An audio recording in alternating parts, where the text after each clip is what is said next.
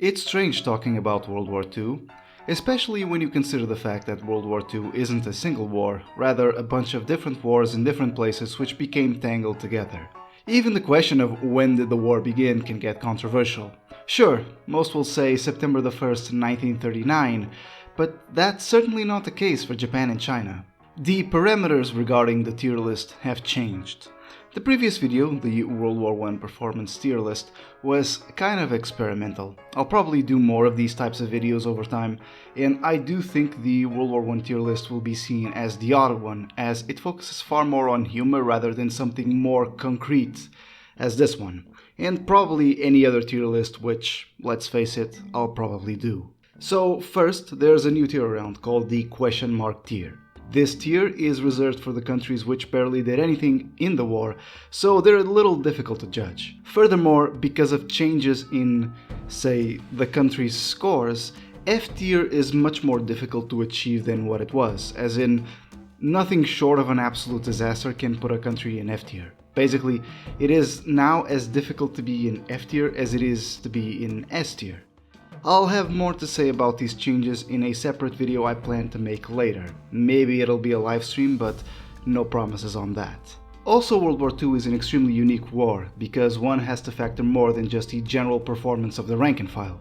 I am of the opinion, and I'm not alone in this, that this war was decided by production. It was a war in which its participating countries went as far as changing their economies, and this will be kept in mind. There's also the question of military doctrine as well as logistical capabilities, all of whom were important for the outcome of this war. To try to simplify how I rate each country as easily as possible, I think grand strategy, tactics.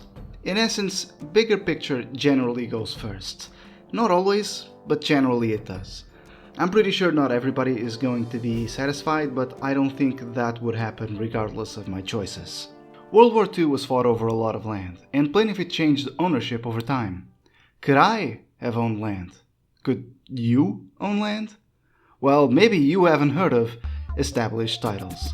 With established titles, you can now get title packs which give you at least 1 foot of dedicated land on a private estate in Ethelston in Scotland, with an official certificate with a crest to boot. This certificate has a unique plot number in which you can see the exact location of your land. Established titles plants a tree with every order and work with global charities, One Tree Planet and Trees for the Future to support global reforestation efforts. With Father's Day coming soon, maybe you could surprise your dad with a little gift. Established titles even has couple packs which come with adjoining plots of land. Cherry on top, you can officially change your name to Lord and Lady and get it on plane tickets, credit cards, and even on your own dating profile. Though why would you have one is beyond me. It makes an amazing last-minute gift. With Father's Day coming up soon, what are you waiting for? If you use the code SPECTRUM, you get an additional 10% off. Go to establishedtitles.com/spectrum to get your gifts now and help support the channel. Also, most people using my link will have land next to each other. You know what that means. With enough lords and ladies, we can form our own kingdom, where you will choose me as your king, only for me to pull a Stalin and inevitably purge you all. Now, let's get to it. Question mark tier. Before we start with countries that were actually in the fray of things, let's put the countries which really didn't have much of a participation in the war, largely due to being far away from the action, but also because they just didn't do enough to be properly rated. The question mark tier therefore has the following countries: Argentina, Bahrain, Bolivia, Brazil, Chile, Colombia, Costa Rica, Cuba, Ecuador, El Salvador, Guatemala, Haiti, Honduras, Liberia, Mexico, Mongolia, Nepal, Nicaragua, Oman, Paraguay, Peru, Samoa, Saudi Arabia, Thailand, Turkey, Uruguay, and Venezuela. Hopefully, that's everybody. Originally, I had planned to rate each country by the order in which they joined the war, but in truth, I just want to get the Commonwealth out of the way first. Canada goes into high B. They served as support for Britain in the initial years of the war, sending out troops to Europe to fight, and later fought alongside the British and the Americans in the liberation of Europe, where, by all accounts, they fought well. In particular, the liberation of France had the Canadians fighting sturdier opposition than their allied counterparts. Up next is Australia, and I put them in mid-B tier. Their time in the war is fairly closely aligned with the British, seeing as the Australians fought in Europe, North Africa, and Asia. I'd say they didn't do quite as well as the Canadians did, seeing as they did struggle against the Japanese. Not far behind Australia we have New Zealand. They also fought on multiple fronts, mostly serving a support role alongside their allies. South Africa also gets B tier, as again they did contribute to the Allied efforts, the most noticeable piece of contribution being the liberation of Madagascar. The final of the Commonwealth to be ranked will be British India, which I'll also give a B tier, as though Indian forces did seem to struggle, in particular against the Japanese, though it is important to note they eventually turned the Japanese back. Furthermore, India contributed over 2.5 million men to the Allied war effort, something I can't ignore. Japan. I would say the war effort initially went well for Japan. The invasion of China was initially successful, with the Japanese taking much of the Chinese coast, particularly in the north, but with the Chinese getting support from first the Soviet Union and then eventually the Allies, coupled with Japanese lines of communication becoming overstretched, the war in China reached a stalemate. As the Japanese sought to cut off Allied supply through the conquest of French Indochina, tensions with the West reached a boiling point and the US cut off the oil, iron and steel from Japan. We know how this ends. The Japanese launched an attack on Pearl Harbor with the hopes of knocking out the American fleet out of the war and bring the US to the negotiating table, which would allow Japan free reign over the Pacific. This was not just a gamble, this was a terrible gamble, and the US response was completely predictable. After this, Japan's fate was pretty much sealed, but that did not deter them from taking much of the islands in the Pacific, pushing into Burma to further deny Allied supplies from China, and even threatening Australia. In these conquests stands what is, in my opinion, at least the most impressive military victory of Japan in this war, the conquest of Singapore, where a vastly outnumbered Japanese force defeated a British Commonwealth Malaysian force over twice their size, taking Singapore away from the British Empire. Japan maintained a string of victories until mid-1942, where they were defeated by the Americans in the Battle of Midway, where 4 Japanese carriers were sunk. This was a turning point in the Pacific campaign, as the Japanese Navy was reeling from a rather serious blow. Further losses in New Guinea, as well as the Bourbon and Chinese fronts reaching a stalemate, meant Japanese momentum was largely coming to a halt. By 1943, the tide was on the side of the Allies, who pushed to New Guinea and the Solomon Islands, preparing to go on the leapfrogging campaign of the next 2 years. Japan would try major offensives in China and India the next year, but the first failed to provide major strategic gains, and the second could not be properly sustained and ended up being a disaster. As the endgame approached, the Japanese had been forced out of Burma, the Soviets invaded Manchuria, the US had reached Okinawa, and even China was beginning to make some gains. It could have been a longer struggle, but it was cut short when the United States dropped 2 nuclear bombs of Japan, compelling the Japanese to unconditionally surrender, though that wasn't the only factor. I'd say the Japanese put on an overall solid performance throughout the war. Both in tactics and strategy, most of their actions were sensible, with the Burma campaign of 1944 being the only major operation which seemed to be really poorly thought of. Of course, there's the Battle of Midway, where the ambusher becomes the ambushed. Losing the war was pretty much inevitable from the moment the Allies decided to fully embargo Japan, though they still resisted bravely. One could argue the Japanese perhaps should have done better against China, as the Chinese were poorly armed, but one has to keep in mind the Japanese were vastly outnumbered in this front as well. I put Japan in B tier. Nationalist China. Nationalist China spent World War II fighting the Japanese. It is important to note, in terms of equipment, the Chinese were woefully behind the times. So much so the Allies spent much of the war supplying the Chinese with a more proper equipment. This is why the numerical advantage the Chinese enjoyed over Japan did not count for much. The Japanese launched their invasion in 1937, and the Chinese tried to retaliate in an attempt to expel Japanese forces in Shanghai, with the objective of using the city as a negotiation tool. The Battle of Shanghai, which was kind of a precursor to Stalingrad, was a very bloody affair, with losses in the 6 digits.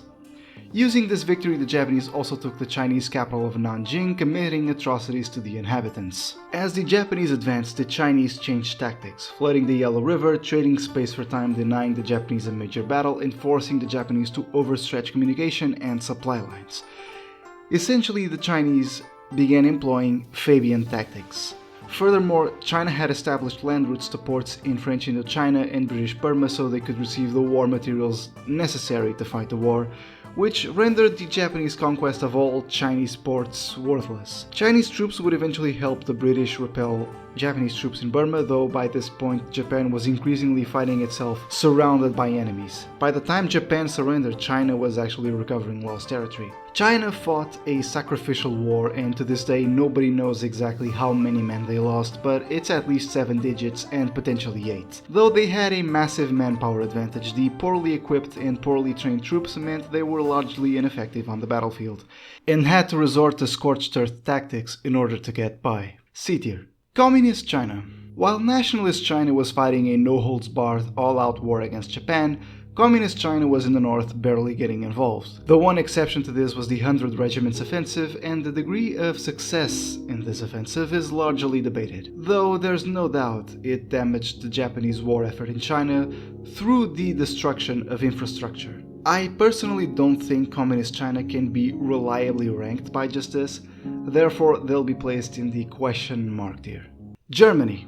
One of the main belligerents in the war, World War II, is generally considered to have begun the day Germany invaded Poland. The first half of World War II is marked by German success after German success. The invasion of Poland was a success, even surpassing the expectations of the General Staff, which predicted the campaign would last 3 months. In fact, it lasted 1. It should be noted, despite some tactical conservatism by the General Staff, Germany had pretty much every advantage in this campaign, including superior planning, numerical advantage, better equipment, and allies, though as for the latter, I personally don't think not having them would have made a significant difference. After this came the Norwegian campaign, which went smoothly for the Germans, taking both Denmark and Norway in just over 2 months. After that, it was the Battle of France, which was again, an overwhelming success to the Germans. Of course, this succeeded due to several reasons. Notably, the Germans correctly predicting the Allies would advance their troops along the border to assist Belgium, the fact that the Germans actually knew how to use tanks, and decisions from certain officials at the right moment, most notably from Guderian and Rommel, who actually defied orders from their superiors. The Battle of Britain, which followed, was regarded as the first major defeat of the German forces throughout the war. The general historical consensus is that the Luftwaffe never had the resources necessary to crush the RAF and establish the air superiority needed in order to invade Britain. After the failure of Britain, Germany turned to Europe, mostly to consolidate power. Italy, an ally of Germany, had invaded Greece, and it wasn't going well. The German forces intervened to put down Greece for good. Also, Yugoslavia, resisting pressure to join the Axis, was subsequently invaded by Germany, Italy, and Hungary. This consolidation was needed from what was next in Germany's grand plans of the war. The Eastern Front against the Soviet Union would consume the majority of Germany's war efforts until the end. Though initially successful, with the German army and their allies encircling staggering numbers, the Soviet Union was too large in both territory and numbers to be defeated before the winter of 1941. The following year, the German forces pressed forward, in particular the south, with the goal of taking Soviet oil fields in the Caucasus, as Germany suffered from oil shortages throughout the entirety of the war. However, this attempt was unsuccessful, and though in 1943 they tried to overturn their fortunes in the Battle of Kursk, the Soviets won the battle and eventually the entire campaign, reaching Berlin. It remains doubtful whether the Germans could really have defeated the Soviet Union, as, despite superior tactics, the Soviets had the advantage of space and numbers, and often traded both for time. It should be furthermore noted the Soviet Union also received a considerably high amount of aid from the Western powers, most notably the US. Stalin himself noted in 1944 much of the Soviet heavy industry had been built with the help of the US and the Allies, but mostly the US. Though jury's still out on how important foreign aid was on the Eastern Front. I'll have more about to say this when we get to the Soviets. The war also turned in other fronts. Though the Germans sent troops to North Africa to assist the Italians against the Allies, it ultimately did very little to deter them, and soon Allied forces landed in both Italy and France, who spent the last months of the war racing towards Berlin, though the Soviets got there first. Ultimately, I'd say Germany was one of the better performers of the war. Their string of victories, mostly due to superior utilization of their forces and better tactics, has to be noteworthy. However, some errors have to be noted. The Battle of Britain has to be considered a failure. The inability to expect a long war in the Eastern Front was pure hubris, and the decision to declare war on the US after the Pearl Harbor attack is regarded as a critical grand strategical mistake, though I do think the US and Germany would eventually be at war sooner or later. Ultimately, Germany eventually suffered the consequences for these failures, despite the initial string of victories. Not to mention they were hampered throughout the war due to poor logistics, particularly on the Eastern Front. Also, for the record, I don't think Germany could have possibly won World War II. You don't just try to fight the entire world and expect to come out on top. And for that reason, not S tier, but A. Poland. Poland was the first country annexed in the war. The country attempted to defend itself from a coordinated invasion from Germany, the Soviet Union, and the German puppet Slovak state. However, once the German invasion went underway, it quickly became clear the defense of the country had been poorly planned, as it deployed their troops around the border rather than behind advantageous natural barriers such as the Vistula and San rivers. This meant the Polish army was stretched thin, with poorly protected supply lines and with large swaths of troops vulnerable to encirclement. The Polish army was hopelessly outmatched and unprepared for the situation it was in. It planned to retreat and reorganize near the border to Romania, but those plans were rendered obsolete once the Soviets invaded. Given the circumstances, the Polish never stood a chance. It is important to note, the Polish defense was based on a plan to start a counter-offensive with the Western Allies, and that the Western Allies would help them. However, though the French started an offensive, it became clear early on they weren't particularly committed. Furthermore, things moved too quickly for the Allies to give any substantial support to Poland, though I'm doubtful whether they would have done it. With all these advantages, the poor planning, the numerical inferiority, the impossibility of having initiative, the poor equipment, and lack of tanks, I can only praise the average rank and file for fighting as bravely as they did, and would continue to do so, as evacuated military personnel escaped to Romania and Latvia and fought the Axis throughout the war. However, that is the only positive I can give. C tier. Slovakia. Slovakia was a puppet state of Germany throughout the entirety of World War II. It was involved in a few of the Axis campaigns, most notably in the invasion of Poland, where it sent 3 divisions, in which only one participated in major operations. Slovakia also had forces fighting in the Eastern Front under the Slovak Expeditionary Army Group, where they effectively served as subordinates to the German 17th Army. Their involvement in combat was limited, but by all accounts, throughout the Fall Blau, they fought well, winning battles alongside the Germans, most notably in the battles of Uman and Lipovech. Had they a more relevant involvement in the war, it's not entirely inconceivable they'd be higher. B tier. The United Kingdom. Winston Churchill is reported to have said, "Before Alamein we never had a victory. After Alamein we never had a defeat." Now this is a bit of an exaggeration, but surprisingly this statement isn't too far from the truth. The British Empire was at war with Germany for nearly the entirety of the war.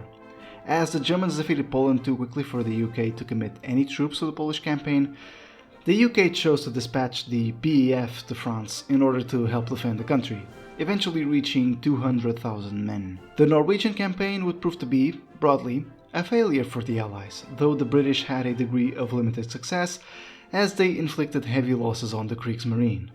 Furthermore, the Allies had gained access to the Norwegian Merchant Navy, the 4th largest in the world, and also had limited success in Narvik. However, it's still undeniable Norway was firmly a German victory. But if the Battle of Norway was terrible, the Battle of France was a disaster. Not just for France, for the UK as well. The UK and France entered this war anticipating a rerun of the First World War. They had expected a German invasion through Belgium, and so, once the Germans invaded, they'd figured they would advance through Belgium. Little did they know that's exactly what the Germans were counting on. And because of this, the BEF, now over 300,000 men, found itself surrounded on 3 sides and cut off from their supply depots. After the Germans had taken both Boulogne and Calais, the British withdrew to Dunkirk to evacuate. Over 300,000 soldiers, some 230,000 were British, were successfully evacuated. Nevertheless, even if those men were saved, they were in no fighting condition as they abandoned their equipment in France. Speaking of France, it was clearly doomed by this point. Still, as the state of Vichy France was established, the British neutralized the French fleet. The British would eventually win their first major campaign in the Battle of Britain, successfully defending their homeland against the German Air Force. I have already spoken about this regarding Germany. The British further struggled against the Italians in the battle for the Mediterranean, and initially, but that's less due to anything the Italians have done and more with the German Air Force seriously disturbing operations in the Mediterranean. As for North Africa, well, that was going a lot better, though it's not like the Italians were particularly efficient enemies. However, things got complicated when Erwin Rommel arrived with 65,000 men and the British began to struggle. Eventually, the British began turning the campaign around after the aforementioned Second Battle of El Alamein, and coupled with the arrival of the Americans in the war, the Axis forces found themselves squeezed out of Africa. The British would continue their participation in the war as they, the Americans and the Canadians, launched 2 invasions in Europe, one in Italy, another one in France. Which, by all accounts, the British certainly gave their contribution, though not without its fair share of hiccups. I mean, Market Garden is usually regarded as a failure, but to this day it's still debated who screwed up. Methinks Montgomery. Overall, I'd say the British started out horribly, but they eventually adapted, and both on their own and with some help from their allies, they finished the war having done a lot better than any expectation following the first 2 years. I've been debating myself whether they should be in B or A, but the first 2 years did matter, and as such, I put the United Kingdom in high B tier.